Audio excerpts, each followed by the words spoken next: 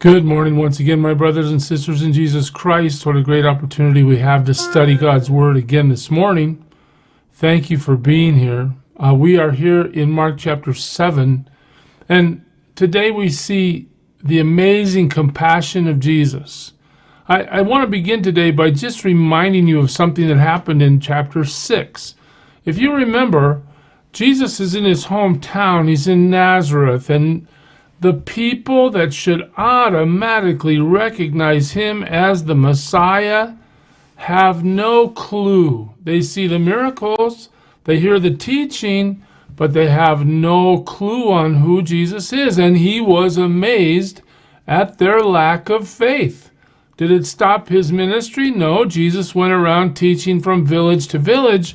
None of that stopped, but when he was centralized in the Galilee, Nazareth region, the people, for the most part, not all, but for the most part, could care less.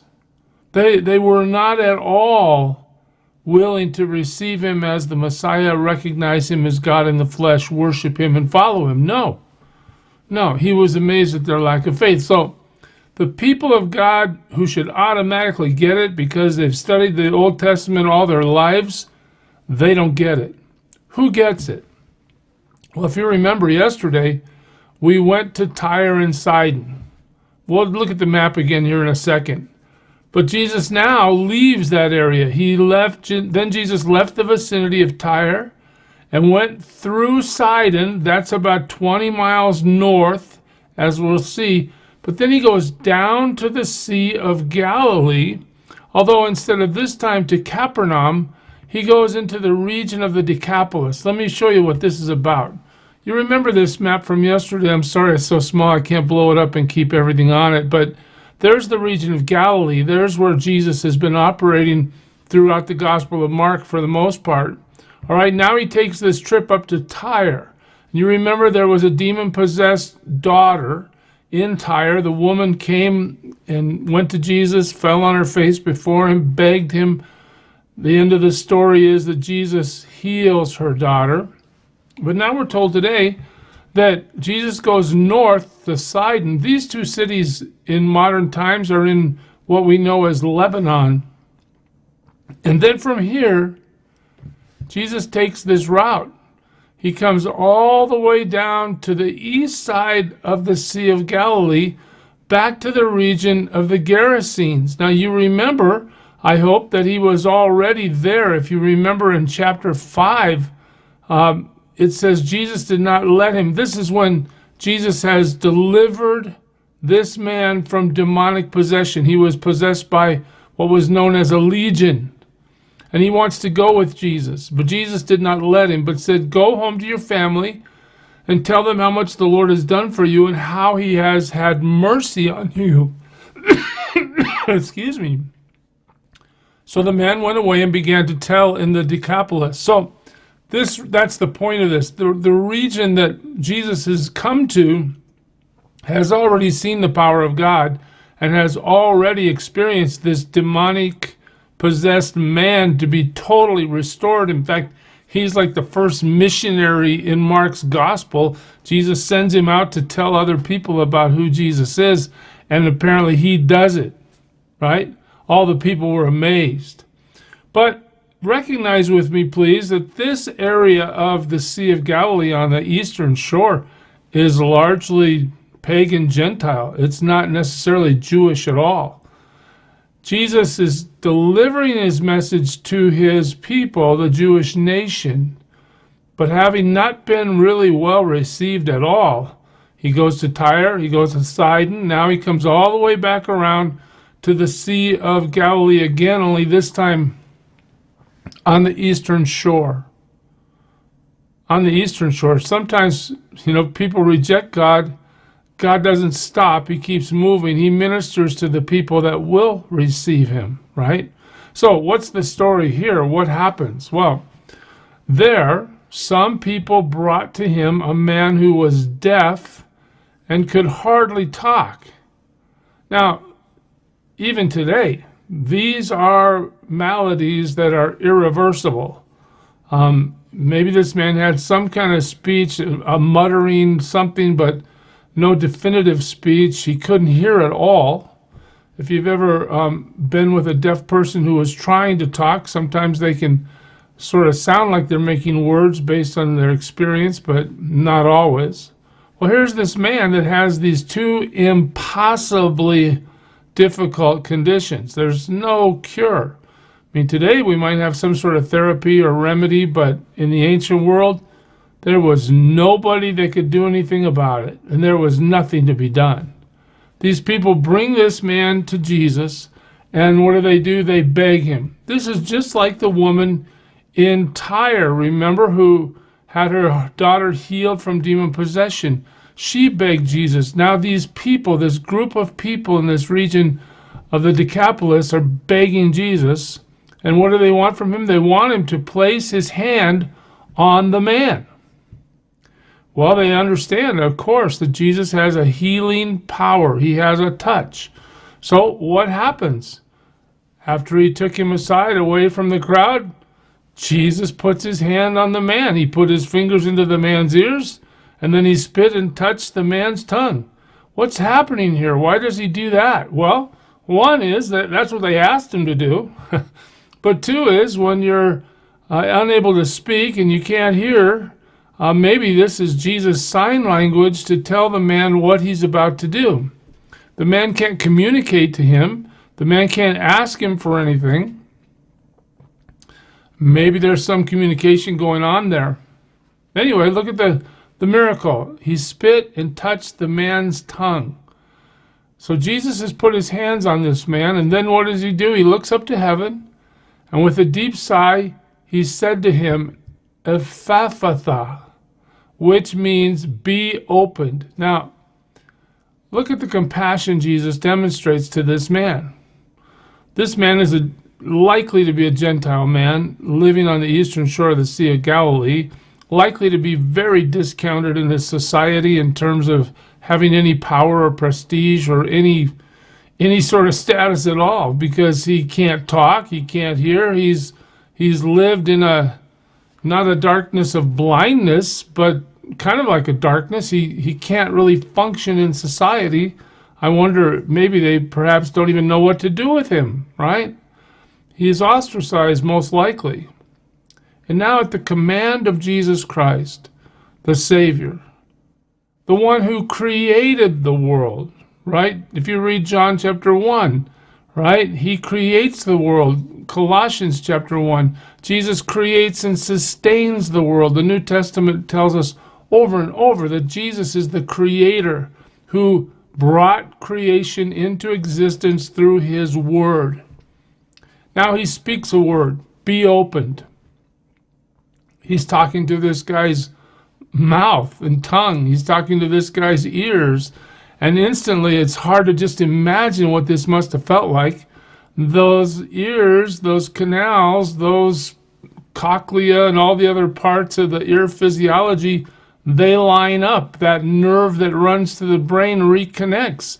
That tongue becomes not just manageable, those vocal cords become not just fixed, but this man begins to speak. Why? Because the Creator has commanded it. Be open. Nothing stops the command of Jesus. Nothing. When he commands, his creation submits to his command. Well, here we see it. Watch this. At this, the man's ears were opened, and his tongue was loosened, and he began to speak plainly. Well, can you imagine? Can you imagine the miracle and what the crowd's going through here? They wanted to see Jesus do it. They brought the man to Jesus. They told him to touch him. Jesus touches him, and guess what? The miracle occurs. The man's ears are opened. His tongue was loosened. And notice it says he began to speak plainly. There wasn't any process of, gee, how do I pronounce this or that? He was clear from an instant after Jesus' word. Now, I just want to step back from this miracle story for a second and take you back to Tyre, where that woman was asking Jesus for healing. Do you remember for her daughter, the demon-possessed the demon-possessed daughter whose mother wanted help? Remember we talked about all the action that she took? She came to Jesus. She fell at his feet. She begged him. She presented her request to him. My daughter's possessed by an unclean spirit. Will you help her? She calls him Lord. She acknowledges him. She's persistent. Even when he says, gee, I'm here for the children. I'm not going to give the food to the dogs. And she says, but even the dogs get the crumbs off the children's table. She doesn't get offended at that. She's humble. And when he tells her to go home because her daughter's been healed, she obeys. Remember? Some people like to make miracles into a formula. Oh, you just have to do this, and you just have to say that, and your faith has to be this much. And when you get all those things lined up in the formula, God's like an ATM machine. You just put in the right code, and if you get your code right, well, then God has to do something. It's going to happen. Just claim it. Well, I want you to see in the miracle in Tyre, one of the dynamics that's very similar is we're out of a Judaic region. We're in a Gentile region. Jesus is teaching his disciples, look, we show compassion and we bring healing to everybody. Not just Jewish people, everybody. Your idea that a Gentile is unclean and should be avoided is not God's idea. We're ministering here.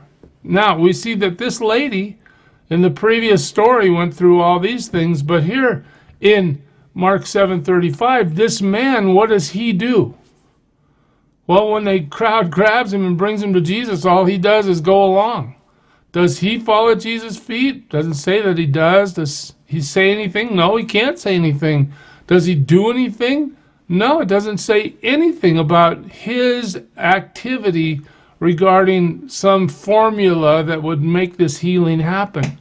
No, he just shows up, and Jesus, in his mercy, has compassion, exercises his power, brings to bear for this man's life his healing touch, so that this man's life is completely restored. He can talk, he can hear, he's functional in his society in an instant.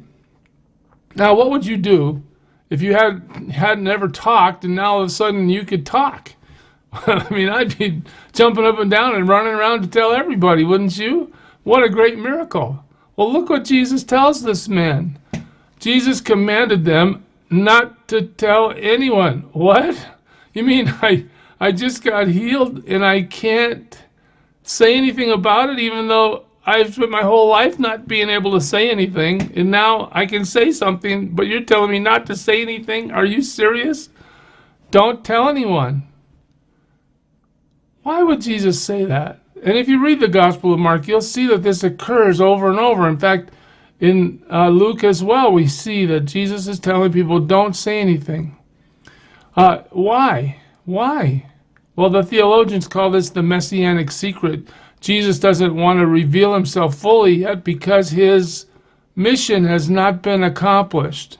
He's not going to allow himself to be brought into some sort of public spotlight where they would try to make him into, the king or proclaim him as a divine healer. I mean, he's here and he's healing, but that's not his intention for coming. He's demonstrating he is the Messiah, but the Messiah's job is to die as a sacrifice for sinners. That's why he came, and until that gets accomplished, we're not going to bring that up, bring his healing up to some different level. He just says, don't say anything. Well, of course, they can't do that, but the more he did so, the more they kept talking about it. I mean, this is wildfire, right? It's spreading, but let me take you to Luke just for a second before we quit today and show you this sequence. Maybe this will help you, but what about you? Jesus is asking his disciples, who do people say that I am? And they speculate. Some say Elijah, some say John the Baptist. Well, Jesus says, but what about you? Who do you say that I am? Peter answered, you're the Christ of God. Well, that's right on.